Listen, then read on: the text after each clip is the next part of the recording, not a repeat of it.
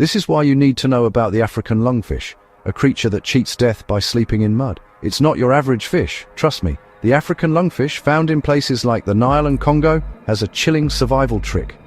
When drought strikes, it burrows into the mud and seals itself in a mucus cocoon. Inside this tomb, it can hibernate for up to 4 years, breathing air through a tiny tube. Some locals even say these fish are immortal. But what other secrets are hiding beneath the world's muddiest waters?